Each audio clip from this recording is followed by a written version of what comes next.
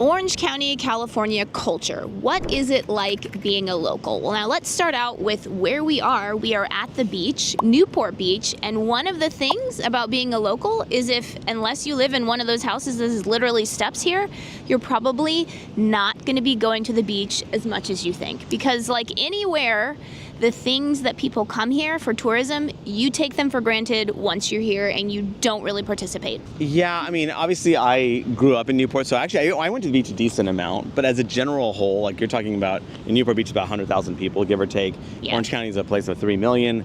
As a general whole, you're not certainly getting a very consistent flow of people coming from, inland Orange County.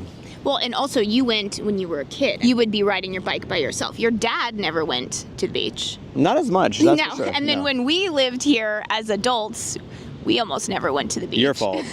Her fault. Well, She took the beach away from me. It's not just us. I mean, we were just having lunch with friends out in Dana Point, and we were talking about how for them it had been a year and a half since they'd actually been at the beach, and they live in Laguna Hills, which is about 15 minutes away. So. Which is actually kind of funny because the beach, I mean, again, like obviously there's the exceptions to the rule. For a beach area, it is actually rather easy to get to. It's actually rather convenient. Yeah. So whether you're talking about Dana Point, Laguna Beach legitimately is not so convenient. Newport's actually rather convenient, and Huntington Beach is rather convenient. So and Seal Beach. Seal Beach, that's true. Like, so it actually is rather convenient to get here. It's just that obviously, you get lazy at the end of the day. Well, and also people think everyone's surfers, right? I mean, I recently read this book, which I did not like, so I won't give the name, but it was based in San Diego, which has similar, surf culture as here. And of course, the two main characters were surfers, and anyone they met outside of California, if they were from California, they were surfers. That is not how it is. I mean, I'm assuming the author spent a weekend on Coronado Island and then decided that now she was a local and she could write about it, but so few people are actually surfers. It's pretty stereotypical. Yeah. It really, I mean, not to say obviously there's a big surf scene, but when you can, again, consider 3 million people, how many of them legitimately surf and own a surfboard? Probably 1%. Maybe. Yeah, maybe 1%. Yeah. Exactly. So before we continue, let's introduce ourselves. I'm Sean Dezad. And I'm Courtney Dezad, and we are licensed real estate agents here in the beautiful state of California. And if you're watching this channel, you might be thinking, wow, Sean, I love the crashing waves. I love Orange County. I love the beaches. I love the weather. I can't wait to move out here now.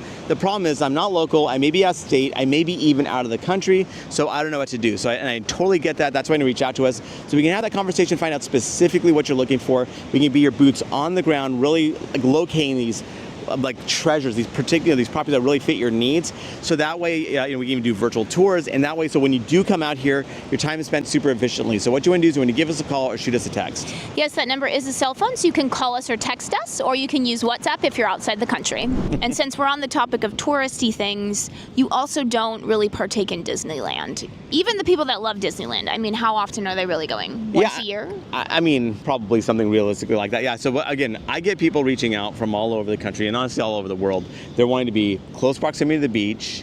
And I'm like, okay, well, I mean, that's great. I mean, obviously there's other good reasons for that because the weather is so nice. Or they want to be close proximity to like Anaheim, which is where Disneyland is. And I'm going, okay, well, you realize that we're only about 30 minutes anywhere in Orange County to Disneyland. So do you really need to be in Anaheim? Anaheim's fine. It's just that, if that's your only reason to move to Anaheim, I think that you're making again, you have other options. Let's just put it that way. Yeah. And so, I mean, there are people that have annual passes at Disneyland and all that stuff, but the amount of people that actually go to Disneyland on any consistent basis is really, really small. Again, probably similar at 1% range. Yeah. Another sort of common theme among the locals is that side streets are your friend. So one of the nice things about Orange County compared to LA, and I don't know enough about the Inland Empire to say, definitely LA and San Diego, is that we have a lot of side streets, meaning big, large thoroughfares. So if the freeway is really, really backed up, which chances are it is if it's the rush hour,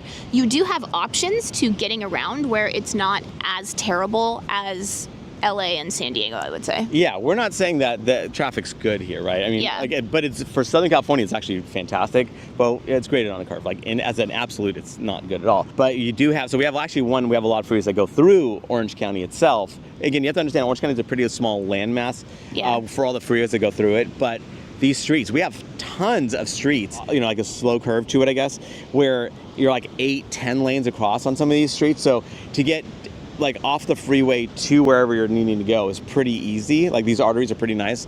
And so like what you do find is that like you're saying, like, I mean, I can't tell you how many times I'm taking alternate routes, like to bypass these little particular congested pockets of the freeway, because these thoroughfares are like work really, really seamlessly.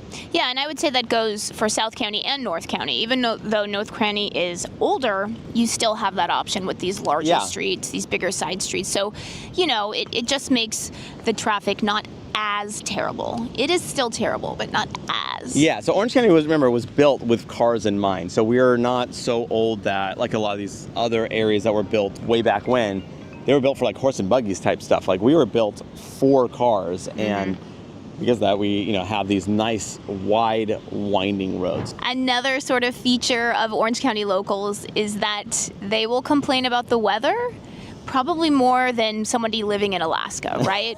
Even though we have the best weather in the world, it's not perfect. We still live on planet Earth. Sometimes it rains. Sometimes it's a little hot, although not really here in Newport. Usually it's pretty nice. But of course you had your light sweater just in case. Yeah. So it's one of those things where our tolerance is like 5 degrees. Like if it's like this 5 degrees swing, if it's beyond that, if it's 6, you'll feel it here. Oh, like, yeah. You'll become a wimp when you come here. Yeah. And again, like actually your sister who lives in Texas and so she's used to pretty brutal summers and pretty frigid winters. Yeah. She comes out here, she enjoys it, and then after about a day, she starts complaining. She's like, it's a little too hot or a little too cold. Like it just like you just can't help it. You just kind of go back, like it's like your reptilian brain kicks in or something. Well, I think it's just your mindset is that it's perfect, and if it's not, you're really going to complain because let's be honest, it's really expensive here, and it costs a lot of taxes also to live here. So if you're paying the sunshine tax and it's not perfect, you're really going to be complaining about it. It's really irritating, actually.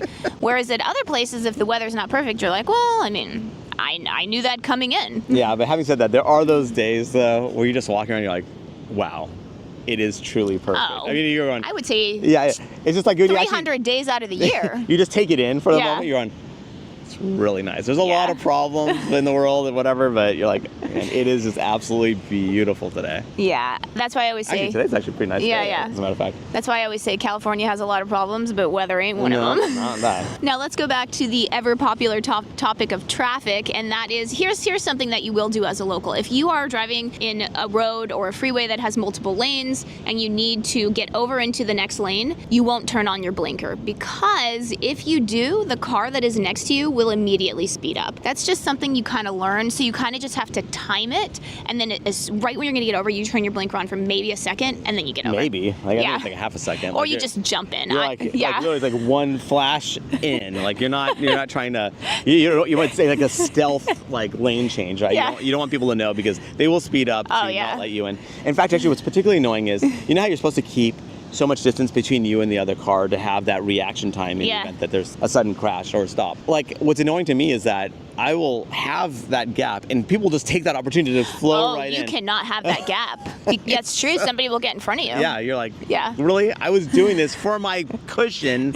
And now because of that, I get penalized. So it's kind of irritating. Yeah. Another sort of feature of Orange County locals is on average, of course there are exceptions, but on average, most people don't send their kids to private school. So that's one of the nice things about Orange County. We always say on this channel that no matter where you are in Orange County, literally every city, maybe the school that you're zoned for isn't the most highly ranked according to the ranking websites, but you have options in various different charter schools and just different sorts of GATE programs, that kind of stuff. So that's one of the things that is, I think, very helpful about Orange County, and actually it draws people here. And even if you don't have kids, having a strong school system it helps keep the value of your property up. So it's good for everybody. Sure. So yeah, that's just something that I would say is pretty normal. Around here? Now we do have our, some really great private schools like Sage Hill, Mater Dei, Santa Margarita. Like, there's definitely like really good private schools here.